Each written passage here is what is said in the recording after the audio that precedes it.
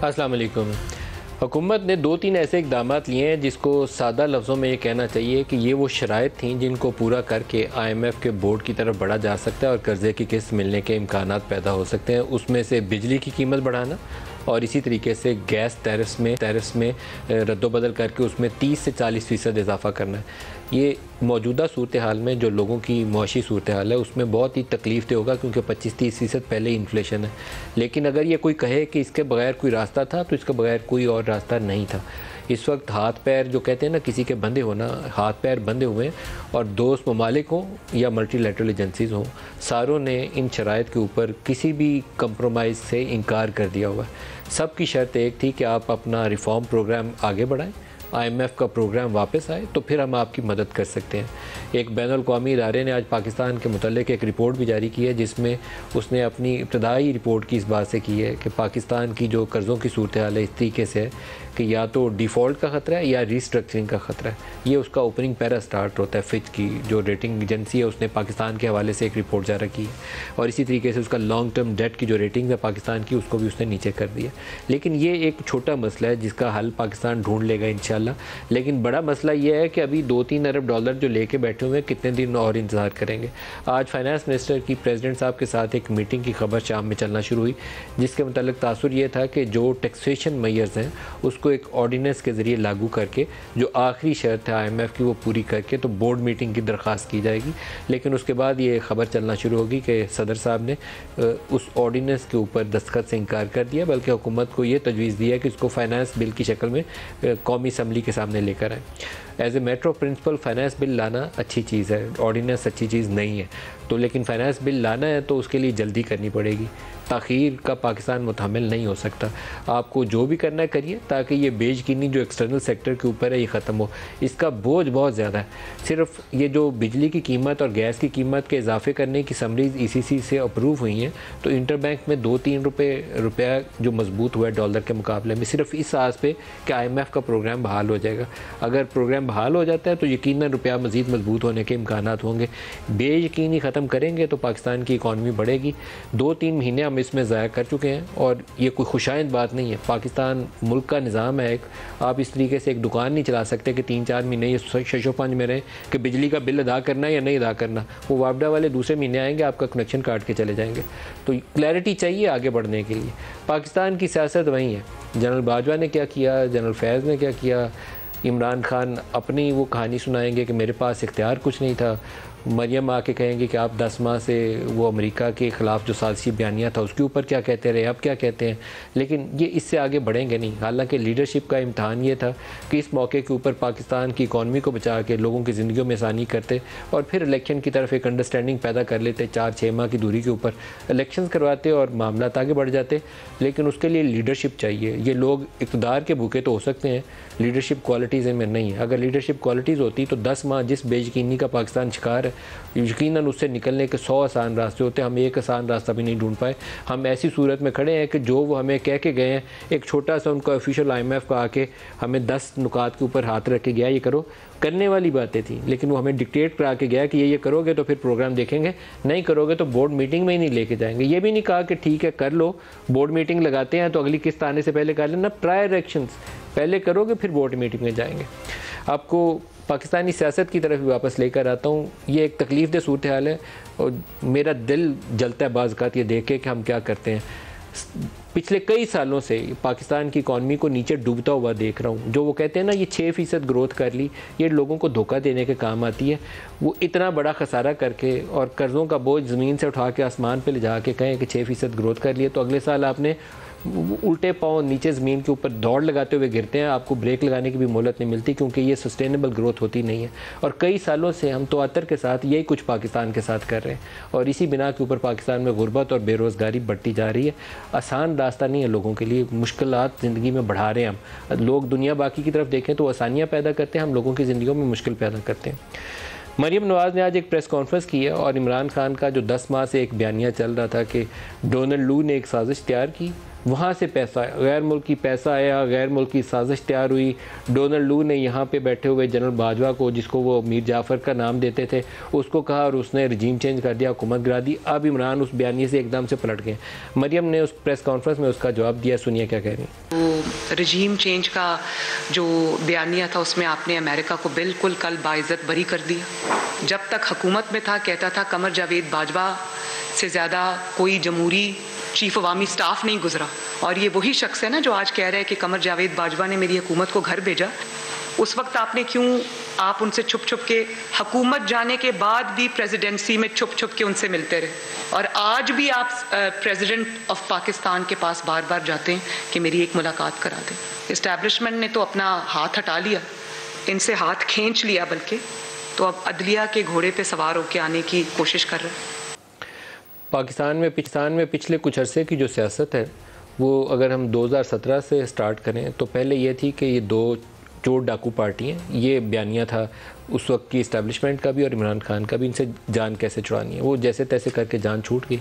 फिर इमरान खान जब out of favour हो गए, इमरान खान से काम आगे नहीं चल पाया, तो फिर एक नई पावर स्ट्रगल शुरू होती है। कुछ लोगों ने इस्टेब्लिशमेंट से जो रिटायर्ड हैं उन्होंने अपनी चालें चली, इमरान खान ने अपनी चालें चली, और PDM के अंदर मौजूद मुख्तलिफ जमातें जिसमें पीपल्स पार्टी है, PMLN है, मौलाना फजल रहमान है, इन्होंने अपनी चालें चली। पाकिस्तान इस वक्त इतना नीचे जो गया है ये इसी पावर स्ट्रगल में है। टर्फ बैटल, अपनी इक़्तिदार की जंग। एक ने अपनी कोशिश की मुझे तवालत मिल जाए अपनी मुद्दत मुलाजमत के अंदर, एक ने कोशिश की मेरी हुकूमत बच जाए, दूसरे ने कोशिश की इसको गिरा के मैं इक़्तिदार में आ जाऊँ। इसी में पाकिस्तान नीचे गया।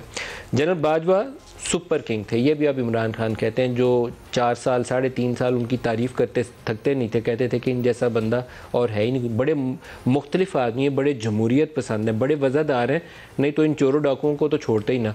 अब उनके लिए वो मीर जाफ़र, मीर सादक और पता नहीं क्या कुछ कहते हुए अब आ गए हैं कि ये सुपर किंग थे। सिर्फ वही बात होती थी जो बाजवा कहते थे, इसके अलावा तो पाकिस्तान में कुछ होता ही नहीं था। इसके ऊपर मरियम क्या कह रही हैं?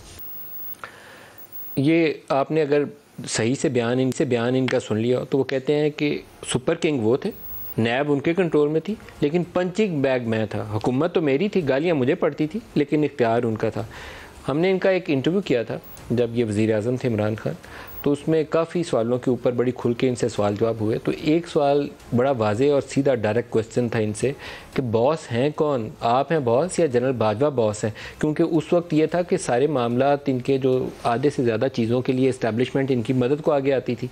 इनको कोई वज़ीर नहीं मिल रहा तो वज़ीर इस्टेब्लिशमेंट प्रोवाइड कर देती थी। अपोजिशन का कोई बंदा काबू नहीं था आता, उसको फिक्स करने के लिए इस्टेब्लिशमेंट मदद में आ जाती थी। तो इनसे सवाल हुआ था कि बॉस आप हैं या जनरल बाजवा? सुनिए। Who is the boss no, आप बॉस हैं या जनरल बाजवा बॉस हैं? फौज एक गवर्नमेंट का इदारा है। मैं अगर प्राइम मिनिस्टर हूँ, मेरा काम है गवर्नेंस चलाना। मुझे जिधर भी किसी इदारे की ज़रूरत पड़ेगी अपनी गवर्नमेंट चलाने के लिए, मैं उसको इस्तेमाल करूँगा। फौज ने पूरी तरह मुझे सपोर्ट किया। ये जो कैंपेन पूरी चला रहे हैं फौज को जलील करने का, कमज़ोर करने का, इंटरनेशनली कैंपेन चलाते हैं। अगर आज हमारी पाकिस्तानी फौज ना होती, इस मुल्क के, मैं आज आपको राइटिंग में देना 3 टुकड़े हुए होते। अल्लाह पाक इस मुल्क को महफूज रखे। हमारी हरकतें अच्छी नहीं हैं, अल्लाह पाक से माफ़ी मांगनी चाहिए। लीडरशिप भी मुल्क को तोड़ने की बातें करते हैं, जोड़ने की बातें नहीं करते। और ये किसी एक इमरान खान की तनकीद नहीं है, सारों के ऊपर मैं तनकीद कर रहा हूँ। अगर जोड़ने की कोशिश करते, लोगों की ज़िंदगियों में आसानी की कोशिश करते तो बहुत से रास्ते मिल सकते थे। आज के प्रोग्राम में हमारे साथ मेहमान शख्सियात में आज़मा बुखारी और साहिबजादा हामिद रज़ा साहब, दोनों को खुशामदीद कहते हैं। आपको एक और स्टेटमेंट सुनाते हैं, फिर मेहमानों की तरफ आते हैं। हमने एक पैकेज तैयार किया था और पैकेज ये था कि इमरान खान ने 27 मार्च वाले दिन एक ख़त निकाला, बिल्कुल जुल्फ़िकार अली भुट्टो स्टाइल, क्योंकि बहुत सारी चीज़ों में उनको कॉपी करते थे तो इन्होंने ये भी कॉपी किया। एक ख़त आया है, ख़त नहीं था वो असद मजीद पाकिस्तान का सफ़ीर जो अमेरिका में तैनात था, उसने डोनाल्ड लू से एक मीटिंग हुई, उसका ट्रांसक्रिप्ट तैयार किया। ट्रांसक्रिप्ट उसने दफ्तर ख़ारजा भेजा, जहाँ शाह महमूद कुरैशी पाकिस्तान के वज़ीर ख़ारजा हैं और सेक्रेटरी ख़ारजा को उसकी कॉपी दोनों को गई, और वो प्राइम मिनिस्टर को उसकी कॉपी आती है। और ये एक मीटिंग में बैठ के डिस्कस करते हैं कि जो ट्रांसक्रिप्ट आया है इसके ऊपर अब खेलना है। ये हमने ऑडियोज़ अब आ गई हैं तो ये सारा कुछ सुन लिया है, नहीं तो ये शायद ना पता चलता कि हमने इसके ऊपर बैठ के खेलना है। मैं इस बात का कायल हूँ कि जो इमरान कह रहे हैं कि डोनाल्ड लू ने ये कहा कि इमरान खान बहुत एंटी अमेरिकन है और इससे जान छुड़ानी पड़ेगी, बिल्कुल डोनाल्ड लू ने ये बातें कही होंगी और असद मजीद ने ये बातें लिखी होंगी, ये उस ट्रांसक्रिप्ट का हिस्सा होगा। लेकिन ये बातें पाकिस्तानी सफ़ीर लिख रहा है अमेरिका पाकिस्तान को धमकी नहीं दे रहा, और उसके ऊपर जो कुछ बाद में इन्होंने बयानिया घड़ा वो इनका ही कमाल है, क्योंकि उसके ऊपर पाकिस्तान के ताल्लुकात एक ऐसी नहज के ऊपर आ गए हैं कि ना हमारी अमेरिका से रही है ना सऊदी अरब से रही है। सऊदियों से मदद मांग के तो उसके बाद हमने कहा था ये तो हम दूसरे कैंप में जा रहे हैं, मलेशिया जा रहे हैं। फिर मलेशिया जाते हुए हमने कहा कि नहीं मलेशिया इसलिए नहीं आ रहे कि सऊदी नाराज़ हो रहे हैं। फिर हमने दोबारा आके कहा गलती कर ली थी, हम सऊदियों के कहने पर आए नहीं थे, तो ना उधर रही ना उधर रही, दोनों जगह बिगाड़ पैदा कर लिया। तो ये साजिश या जो भी कॉन्स्पिरेसी थ्योरी का बयानिया इमरान ने बनाया था रिजीम चेंज का, इसको बिल्ड कैसे किया, हमने इनके 4-5 बयानात से उसको जोड़ के बनाया है। दिखाते हैं आपको 27 मार्च से शुरू होकर आखिरी इनका जो लेटेस्ट है वो फरवरी 2023 का दिखाइएगा। अज़मा बीबी, मैंने आपको कुछ बयानात सुनवाए हैं, तो उससे वो जो इम्पोर्टेड हुकूमत नामंजूर, वो तब होना चाहिए एक्सपोर्टेड हुकूमत नामंजूर, क्योंकि अब उन्होंने कहा कि वो वहाँ से इम्पोर्ट नहीं थी साजिश, यहाँ से एक्सपोर्ट हुई थी। जनरल बाजवा ने सारा कुछ किया था, अमेरिका ने नहीं किया। तो ये बयानिया तो अब दफन हो गया है, तो अब नेक्स्ट क्या होगा? शुक्रिया मलिक साहब। ये जो है ना, इस पे ये होना चाहिए कि झूठ, फ्रॉड और बदयांती का बयानिया नामंजूर, अब ये होना चाहिए, क्योंकि इमरान खान साहब और कितने यू टर्न लेंगे और कितना खेलेंगे इस मुल्क के साथ। और वो पूरी कौम को शायद ये समझते हैं कि हम पागल हैं, और जो जो वो कहते जाएंगे, अभी तक तो खैर वो दुरुस्त साबित हुए हैं, जैसे जैसे जो जो जो वो कहते जाते हैं, वो 35 पंक्चर हों, वो उर्दू बाज़ार के पेपर हों, वो उनको जो है वो पनामा से पीछे हटने के लिए रिश्वत देने की पेशकश हो, वो 50 लाख जो है वो घर हों, 1 करोड़ नौकरी हो, मतलब नेम इट, मैं प्रोग्राम का टाइम निकल जाएगा।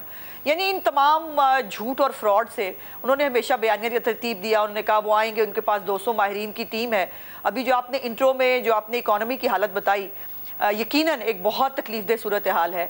लेकिन मेरा सवाल ये है कि ये क्या इस मुल्क में मेहमान अदाकार हैं? ये सिर्फ इस मुल्क के अंदर फसाद क्रिएट करेंगे, ये सिर्फ इस मुल्क के अंदर डिस्टेबिलिटी क्रिएट करेंगे ताकि पाकिस्तान का भला ना हो सके। जब ये खुद हुकूमत में थे उस दौर में ही इनके जो है वो पाकिस्तान के डिफ़ॉल्ट होने की खबरें आनी शुरू हो गई थी। और फिर IMF जो आज हमें नाक की लकीरें निकलवा रहा है, वो इमरान खान के उस साइन किए हुए मुआहदे की वजह से है। लेकिन अब वो सख्ती ज़्यादा इसलिए है बिकॉज इमरान खान ने रियासत पाकिस्तान के साथ खेला, और खेलने के बाद जो उसने डिफाई किया IMF का कुछ नहीं बिगड़ा। हमारे पल्ले कख नहीं रहा, ना पाकिस्तान के पल्ले कुछ रहा, ना पाकिस्तानियों के पल्ले कुछ रहा। और आज जो है वो हमें उनसे प्रोग्राम बहाल कराने के लिए आज उस स्टेज पे जाना पड़ा है जो बहुत तकलीफ दे है। अब ये देखिए ना, सदर अलवी साहब वो बेचारे कोशिश करते हैं थोड़ी बहुत रेजिस्ट करने की। उन्होंने तो अपॉइंटमेंट के ऊपर भी खेलना था ना सदर अलवी के साथ, अगर आपको याद हो उनका इंटरव्यू, उन्होंने कहा था हम तकर्री के ऊपर खेलेंगे। वो अलवी साहब ने उस वक्त नहीं खेला। लेकिन आज जो उनको ऑर्डिनेंस भेजा गया, मुझे ये बताइए क्या वो ऑर्डिनेंस जो है वो शहबाज शरीफ की फैमिली का ऑर्डिनेंस है, या वो PDM की जो है वो PDM के जो है उनको खानदान बचाने का ऑर्डिनेंस है? वो पाकिस्तान बचाने का ऑर्डिनेंस है। हमारे पास ऑप्शन ही कोई नहीं है। हम ये मतलब हमारी चॉइस है? बिल्कुल नहीं, हमारी कोई चॉइस नहीं है। शौकत तरीन साहब के इंटरव्यूज़ निकालिए, जो इंटरव्यूज़ जो है वो IMF के प्रोग्राम के साथ जब वापस आए थे, क्या उन्होंने आके नहीं बताया था कि पेट्रोलियम लेवी वो 50 रुपये पर लेके जाएंगे? क्या उन्होंने ये नहीं बताया था कि बिजली की कीमत जो है उसमें 36 रुपये तकरीबन उस तक इजाफा होगा? क्या उन्होंने नहीं बताया था कि गैस की कीमतों में इजाफा करना है? और आज उनके किए हुए साइन को हमें जो है वो करना पड़ा, और अलवी साहब जो है वो कराची चले गए। ये मुल्क इनका नहीं है, वैसे ये मुल्क के मालिक बनते हैं और हर एक पे इल्ज़ाम लगाते हैं। देखिए ना, ये जो है ये अजीब मासूमियत है उनकी कि वो जो है जब तक ये हुकूमत में थे, जो बाजवा साहब जब तक जो है वो रिटायर नहीं हुए थे, तब तक ये अमेरिका बुरा था। और अब जो है बाजवा साहब रिटायर हो गए, उनको एक पंचिंग बैग चाहिए होता है, उनको एक फेक नैरेटिव बनाने के लिए एक पंचिंग बैग चाहिए होता है, और वो पंचिंग बैग का वो अपनी कन्वीनियंस के हिसाब से चॉइस करते हैं। और उस वक्त अमेरिका चॉइस था, और अब चूँकि इलेक्शन ईयर है और मालूम है कि इलेक्शन जो है उसके अंदर इंटरनेशनल एस्टेब्लिशमेंट का भी बड़ा रोल होता है। और इमरान खान साहब जो पहले ही दुखी थे कि उनको बाइडेन फ़ोन नहीं करता, उनकी इन हरकतों की वजह से बाइडेन फ़ोन नहीं करता था। जो उन्होंने खेला था ना खारजा पॉलिसी के साथ, जो वो एक सफ़ीर के साथ जो है वो किसी दूसरे मुल्क की बदखोइयाँ करते थे, चुगलियाँ करते थे, कैबिनेट के अंदर बैठ कर जो है वो बाकी दूसरे मुल्कों के जो सरबराहान उनके बारे में जो है फाउल लैंग्वेज इस्तेमाल करते थे। आपका क्या ख्याल है वो पहुँचती नहीं है? पहुंचती थी ना, इसीलिए लोगों ने इसके ऊपर क्रॉस लगा दिया कि ये शख्स इस काबिल नहीं है कि इस शख्स को किसी मुल्क का जो है वजीर आजम होना चाहिए। और लेकिन ये है कि हमारे सिर पे मुसल्लत है। साहब से भी इस पे बात कर लें। प्रोग्राम जो है वो गले बजा ढोल हमें बजाना पड़ा है, और ये वो फिर वो जो है वो मेहमान अदाकार कराची चले गए। इनका मुल्क नहीं है, हम नहीं ठेका साहब का सिर्फ। हमें कुछ ऐसे फैसले लेने हैं जो 4-6 महीने में उनको सीधी राह पे डाल दें। आप इलेक्शंस के टाइम के ऊपर इत्तेफाक राय कर लें, जून जुलाई अगस्त जब मर्जी इलेक्शन करा लें, आप कर सकते हैं। सियासी कुव्वतें आपस में इत्तेफाक राय करके आगे की राह दिखा दें, लेकिन शायद मुनासिब नहीं है कि जिस सूरत हाल में हम खड़े हैं इसके अंदर मजीद कुछ ऐसी खिचड़ी पकाएं कि मुल्क बिल्कुल ही डूब जाए। बिस्मिल्लाहिर्रहमानिर्रहीम। बहुत शुक्रिया नदीम मलिक साहब। देखें, मैं 2-3 गुजारिशात अर्ज़ करता हूँ।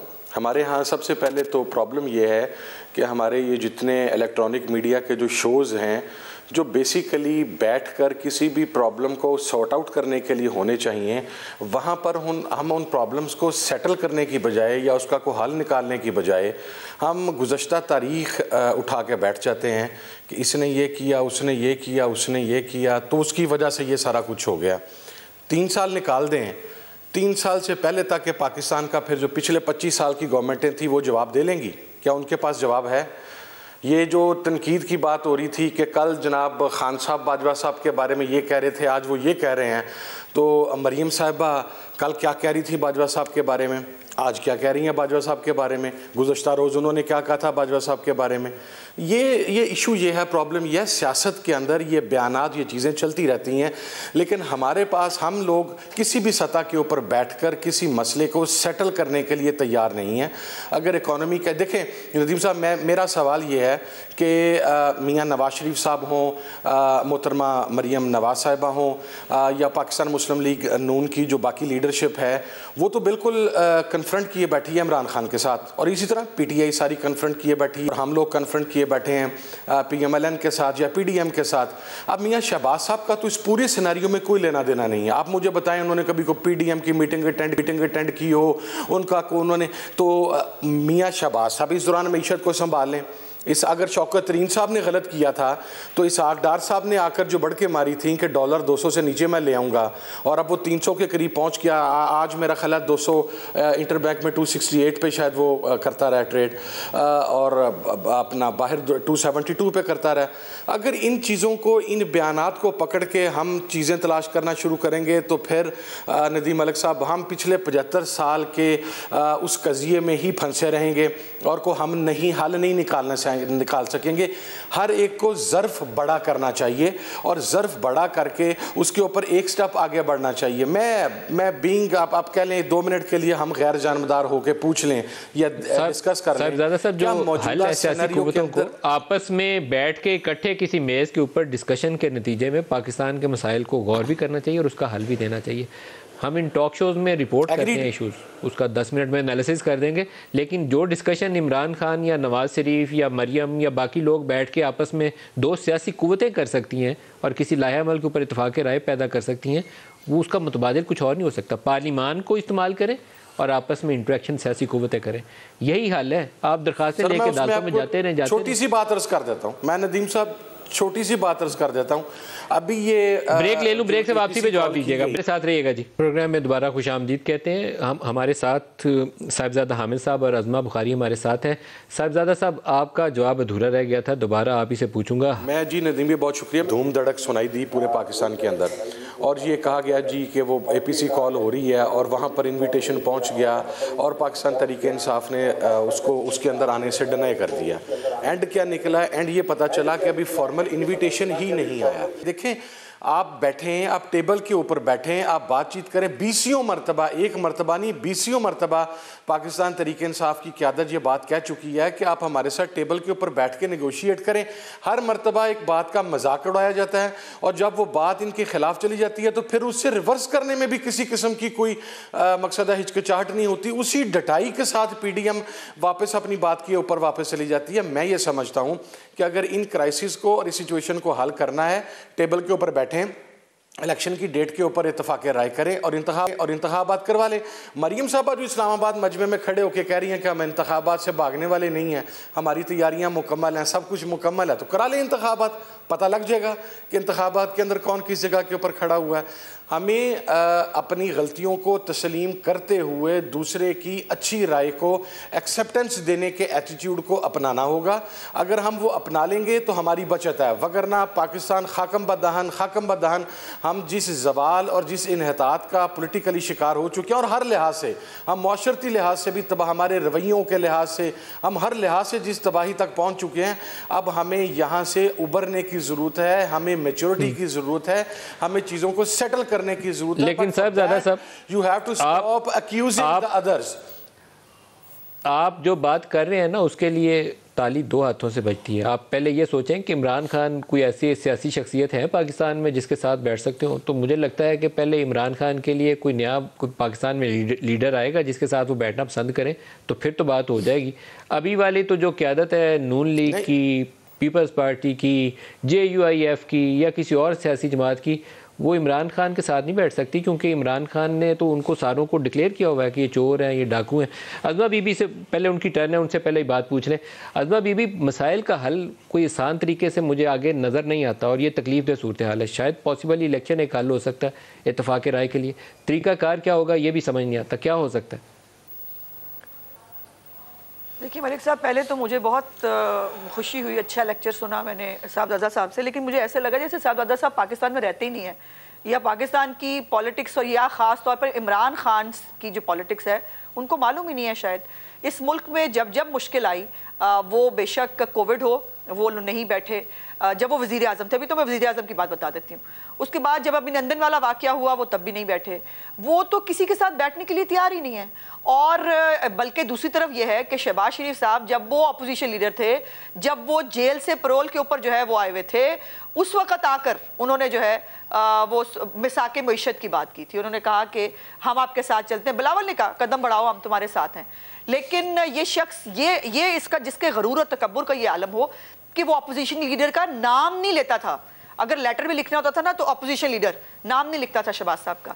जिसका तकब्बुर का ये आलम हो कि वो किसी के साथ बैठना पसंद नहीं करता। और ये भी उनका जुमला, पता नहीं साहबजादा साहब क्यों नहीं पहुंचा, कि वो मरना पसंद करेंगे। IMF के पास भी वैसे उन्होंने खुदकुशी करनी थी जाने से पहले, वो उन्होंने नहीं की, हमें IMF के सामने खुदकुशी करने के लिए फेंक दिया। लेकिन जो है वो उन्होंने कहा मैं मरना पसंद करूंगा, इनके साथ बैठना पसंद नहीं करूंगा। वो तालिबान के साथ बैठना पसंद करेंगे, हमारे साथ बैठना पसंद नहीं करेंगे। हम क्या करें? हम बादशाह सलामत की जो है वो शान में कहाँ जाके हाजिर हो उनके दरबार के अंदर कि जो है मसाइल का हल निकले। जब हमने, वो हर बात के ऊपर धमकी देते हैं, हर इदारे को धमकी देते हैं और धमकियों से वो अपना काम निकलवाते हैं। वो बेशक उन्होंने फौज को धमकी देकर काम निकलवाना हो, और वो देखिए ना, वो कहते हैं वो सियासी लोगों के साथ बैठना ही नहीं चाहते। उनके स्टेटमेंट्स ऑन रिकॉर्ड हैं, वो कहते हैं मैं इनके साथ बात ही नहीं करना चाहता, जिसके पास इख्तियार है मैं उसके पास उससे बात करूंगा। तो फिर हम पे किस चीज़ का जो है वो नुक्स निकाल रहे हैं, हमारी किस चीज़ की गलतियां निकालने की कोशिश कर रहे हैं। और फिर ये है कि उनको जो है वो बहुत जोम है कि वो धमकी से, गाली से, अल्टीमेटम दे के जो है वो बातें पूरी कराएंगे। ऐसे नहीं होता है मलिक साहब। ये इमरान खान कोई ऊपर से उतरी हुई कोई अवतार नहीं है, कोई सुपर क्रिएचर नहीं है कि वो हम हमारे साथ तो बैठना ना चाहे, हम कहें जी जनाब आली जा, हम जो है आपके गुलाम, आपके दरवाजे के बाहर खड़े हैं। ऐसे नहीं होता। और पार्लियामेंट एक फोरम था, उन्होंने अपनी मर्जी से पार्लियामेंट छोड़ा, और मैं आ रहा हूँ पार्लियामेंट में वापस जा रहा हूँ, मैं आ रहा हूँ मैं वापस जा रहा हूँ। ये खुद को तो उनको पता नहीं होता, सुबह वो और बात करते हैं, शाम को वो और बात करते हैं। तो ये इस तरह से मसाइल का हल यकीनन बातचीत से निकलता है। लेकिन बातचीत अगर फ्री माइंड के साथ हो, अगर धमकी पहले दी जाए हम ये कर देंगे अगर हमारी बात ना मानी, फिर दूसरी वो क्या करेंगे, अगर आप ये करेंगे तो हम आपके साथ बैठेंगे, तो ऐसे नहीं होता। इमरान खान की डिक्टेशन पर यहाँ कोई नहीं बैठा हुआ, और इमरान खान अपने आप को कोई बहुत चीज़ समझते होंगे, अपने घर में बैठ के ज़रूर समझे, लेकिन जो है वो हम भी इमरान खान साहब की डिक्टेशन के ऊपर जो है ना पॉलिटिक्स कभी की है नून लीग ने ख़ास तौर पर, ना करेंगे। और अभी जो मरियम साहिबा के बारे में 2 दफ़ा साहबजादा साहब ने इरशाद फरमाया, मरियम साहिबा ने जो कहा था कि बाजवा साहब जो है वो क्राइम पार्टनर थे इमरान खान के, वो तो इमरान खान ने भी बता दिया है। फिर मरियम पे किस चीज़ का आप जो है वो सवाल उठा रहे हैं? वो तो खुद कह रहे हैं कि जो मरियम कह रही थी कि बाजवा साहब ये सब करा रहे हैं इमरान खान की मोहब्बत में, उनके साथ शामिल है, वो इमरान खान भी वही बात कर रहे हैं। तो मेरा नहीं ख्याल कि जो है वो मरियम साहिबा की बात में कहीं पर भी कोई तजाद है। बैठने के लिए इंसान का तकब्बुर से पाक अना से देखिए, आप पाकिस्तान को जिन हालात का, जैसे मैंने कहा, शिकार है। देखिए IMF के प्रोग्राम को पहले आपने खुद डॉज किया, उसके बाद वो ऑडियो जो है शौकत तरीन की कि इनको फिर पैसे ना मिले, आपने सैलाब ज़दगान को, इस पार्टी ने, तहरीक इंसाफ ने सैलाब ज़दगान के लिए फंड इकट्ठा करने से रोका लोगों को, कहा इनको फंड मत दो। तरसीलाते ज़र जो आती हैं उनको रोका, कहा इस मुल्क को पैसे ना भेजो। वो तरसीलाते ज़र पाकिस्तान, ये किसी की जेब में जाने, वो पाकिस्तान के लिए आ रहे थे।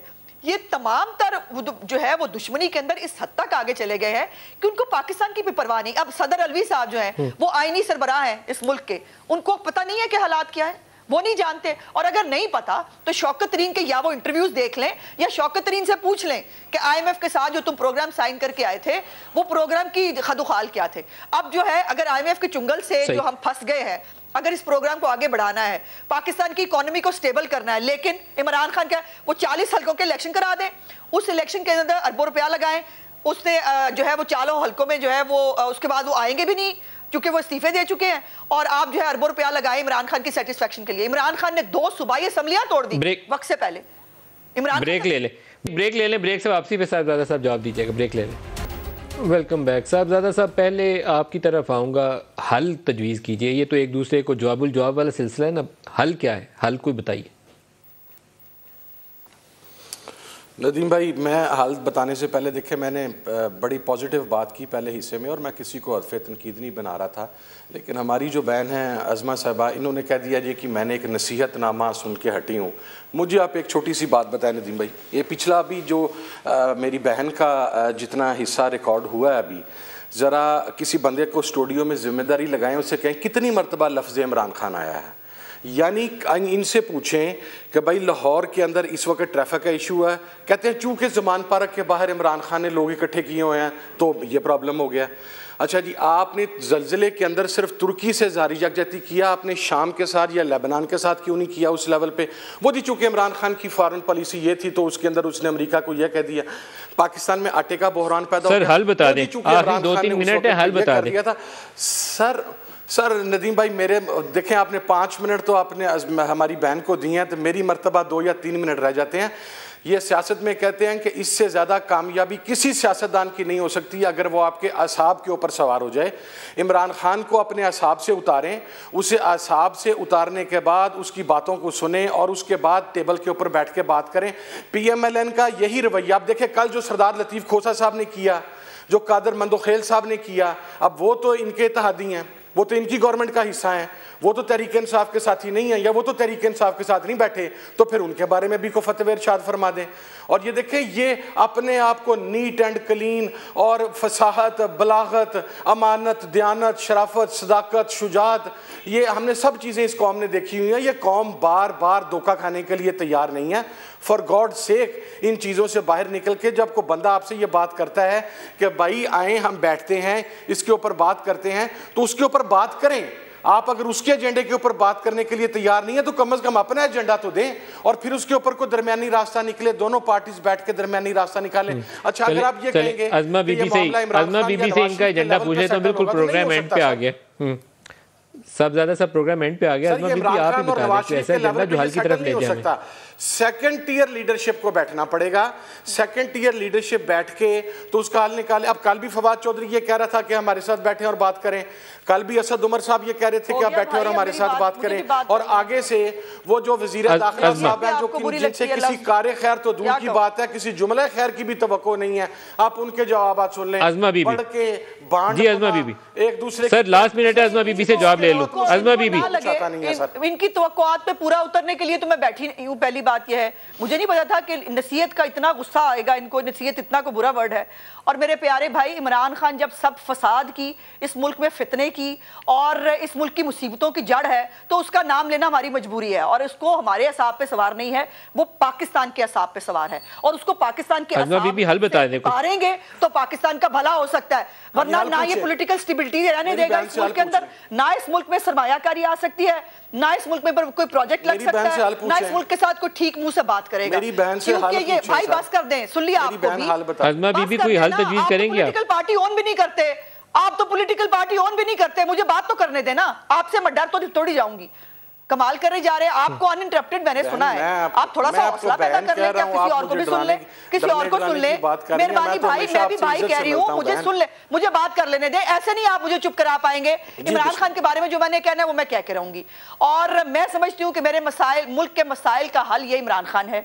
इसको जिस तरह से लाया गया, फिर जिस तरह से इसको चलाया गया, फिर इसके चलाते हुए जो पाकिस्तान का बेड़ा गर्क किया गया, पाकिस्तान की माशी तौर पर, सियासी तौर पर, खारजी तौर पर, माली तौर पर हर तरह से तबाही के बाद अब भी वो इंसान डिक्टेशन देने के लिए तैयार बैठा है। अब भी वो इंसान गाली देने के लिए, बदतमीजी करने के लिए, बदकलामी करने के लिए बैठा है। तो I am sorry, Imran Khan सबको गलत फहमी होगी, वो होते होंगे चंद दिमाग जिनके बंद है, जिनके लिए अल्लाह ताला ने भी कहा जिनके दिमागों पर जो है वो कुफल लगा दिए गए हैं, उनके लिए होता होगा कोई आसमान से उतरी हुई चीज। ये पाकिस्तान सबसे इंपॉर्टेंट है। इस पाकिस्तान को आगे बढ़ाने के लिए जो हम कर सकते हैं, हम करने की कोशिश करेंगे। ये मेहमान अदाकार है, जैसे पहले ये मेहमान अदाकार रहा है और उसके बाद आज अलवी साहब भी मेहमान अदाकार जो है वो बाहर जाके कराची जाके बैठ गए हैं कि वो इस तरह से भाग जाएंगे। नहीं, अपनी जिम्मेदारी पूरी करनी तो जाओ, जान छोड़ो, ताकि कोई और आईनी सरबराह है इस मुल्क को आगे लेके चले। इसका शौक मेरे पास टाइम खत्म हो गया। मैं आप दोनों का शुक्रगुजार, आजमा बीबी भी और साहिबजादा अहमद रजा साहब भी, आप दोनों का मशकूर हूँ। लेकिन हमें शायद किसी स्टेज पे आपस में सियासी कुव्वतों को दुआ मांगनी चाहिए कि इकट्ठा होकर बैठ जाए, क्योंकि मुल्कों की तकदीरों के फैसले इन्हीं लोगों को करने हैं। इस कौम के रहनुमा हैं, सियासी जमातों के सरबराह हैं, कोई वज़ीर आज़म है, कोई माजी में था, कोई आंदा की उम्मीद लगा के बैठा है। तो दुआ करें कि अल्लाह पाक इंसानों को उस रास्ते पे डाले जिससे पाकिस्तान और पाकिस्तान के अवाम की बेहतरी जुड़ी हुई है। आज के प्रोग्राम से इतना ही, इजाज़त दीजिए, अल्लाह हाफ़िज़।